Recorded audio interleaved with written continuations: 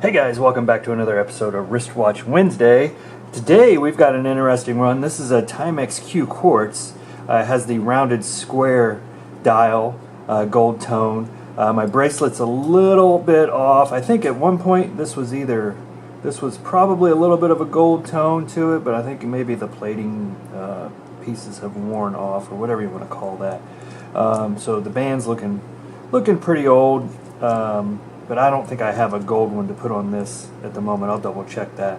But real quick, let's get some specs on it while I get my caliper out. This one is going to go to my brother-in-law. His birthday is coming up, and I was wearing my old 64, 65 Viscount Timex, and he was telling me how much he loved that, and he wanted to see if he could find an old Timex like that. So this is a nice 1980s version, and he's definitely a 1980s guy, so I'm thinking he's the perfect one for this. So let's get some specs on this case size. We're talking about 30. Let's do it again. Yeah, about 32. Yeah, and it's square. Let's get the lug width. So it's not a huge watch.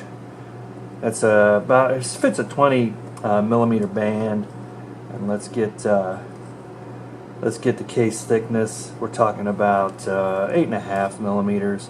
And then lug to lug, we'll go real quick on this. We're talking about 35. This one is, since it's an 80s, back in the 80s, Timex had all these special batteries, I guess you would call it Timex batteries, right? This took an M cell. So I did some research, and it looks like the equivalent is a 390 battery. So we're going to try that and see if we can get this running. Looks like we got a little marker here, says lift here. So we'll have to find our little watch pry tool and get that out and get that lifted and see what it looks like on the inside. I'm hoping this comes up fine, starts running. I know he would love this, and his birthday's coming up. So let me find my tool. Alright, here's a little pry tool we can use. It came in my watch kit. You can check all that for links in the description if you need batteries or whatever. I've got all that listed below what I buy. Okay, looks like they have a 389 in there. That's good. That's what we found to be equivalent. So we're going to pull that out. How are we doing on that? Yeah, I think we're doing okay. We've got the plastic container piece. Hopefully don't have any. We got a little. Looks like we got some cleanup to do in here. We've got some corrosion. That's not a good sign. Let me grab a Q-tip and some alcohol, and we see if we can clean. Alright guys, I've got some 91% isopropyl alcohol on a Q-tip. I like to use that because I like to think it evaporates much faster than other alcohol. You can see it's coming off. I'm trying to prevent that from going back in there, but man, that is a mess. This may not work. I'm gonna be disappointed, unfortunately, if this does not work. But we'll give it a shot. We'll still publish the video if it doesn't. Just to show you, sometimes it doesn't always work out for us. But I'm just going to scrape some of that corrosion off there. And there's a little bit inside here.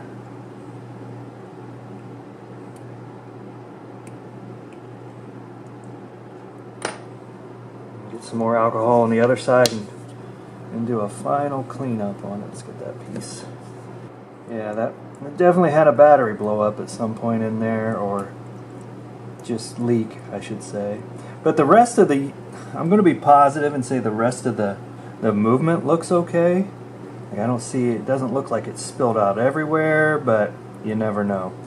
You never know. So we'll get that cleaned up, and we're going to give that a second to evaporate while we get our battery out. Alright, it's been a couple minutes, guys. Let's just put it in by hand real quick and see if we get any second hand. Look at that. Yes. Okay. Alright. So exciting. I'm going to take my Q-tip and just clean up around the edge. This does not look like it even has a gasket, so there's probably no waterproofing, I'll call it, or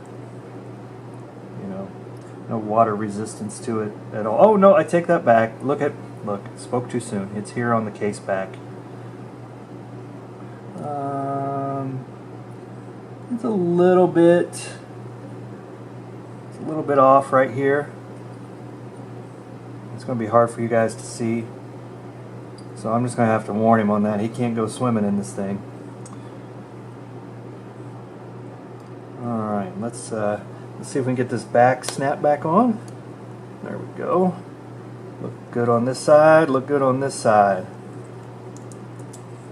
Alright, now let's set the time on this. Let's go for 8:44. Uh-oh. Got some crown movement issues. Oh no, there we go. Let's go 8:44. Plug that back in.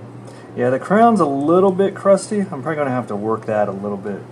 But the crystal is in really good shape. There's a couple little marks on it, but I think using my polishing compound like I do in, you know, all these other videos, we'll clean that up nicely.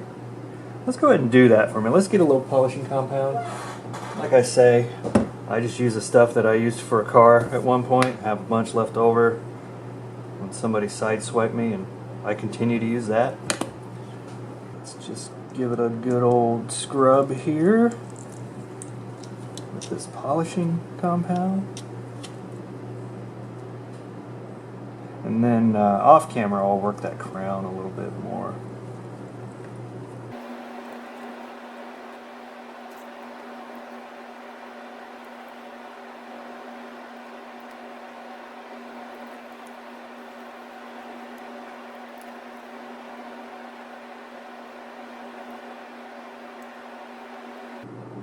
Yeah, that crown's, it's getting looser. There's probably some crud in there. I think I'm going to go ahead and take my toothbrush and just work it around there without, just dry, not any water on it, since that gasket's a little bit suspect. I don't want to take any chances.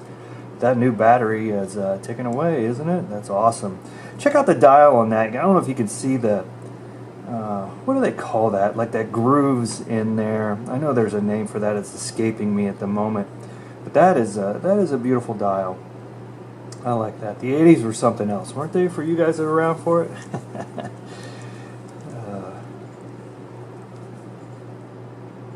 Yeah, I'm gonna need a little toothbrush in there, clean that up. But let's get some close-up shots of this, some macro shots. Let's get some shots on the wrist, and then we're gonna finish cleaning this up, pack it off, and send it off to my brother-in-law John, who's really gonna appreciate this Timex. So stay tuned.